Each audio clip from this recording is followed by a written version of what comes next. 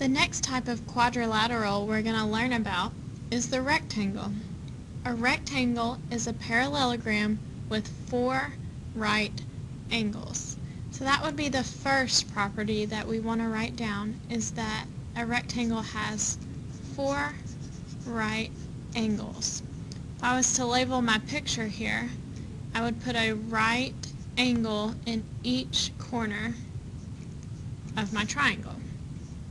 The second property that a rectangle has is that its diagonals are congruent. So remember, in the last lesson we talked about how the diagonals go from one corner to the opposite corner. So we're going to draw our diagonals,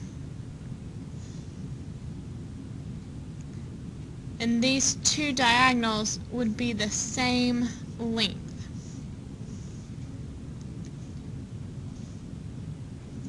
So we would want to go ahead and do tick marks here because these would be the same length. The third property rectangles have is that the diagonals form isosceles triangles.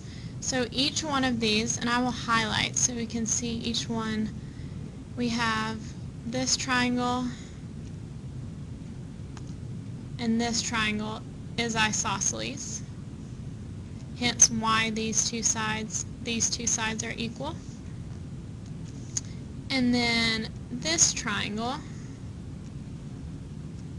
and this triangle is an isosceles triangle. Hence, these two sides are equal, these two sides are equal.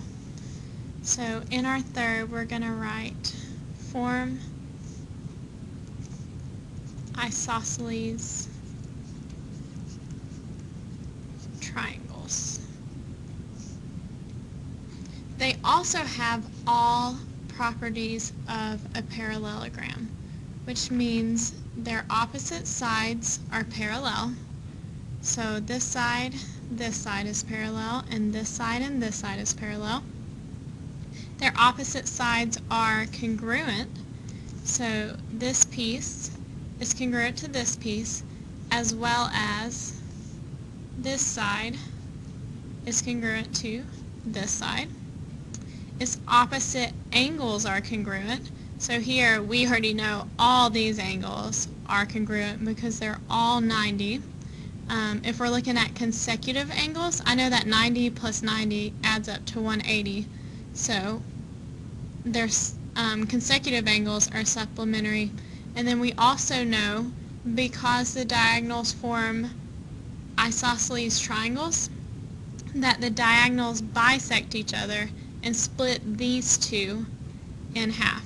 So for rectangles, we want to know there's 4 right angles, the diagonals are congruent, the diagonals form isosceles triangles, and it has all properties of parallelograms.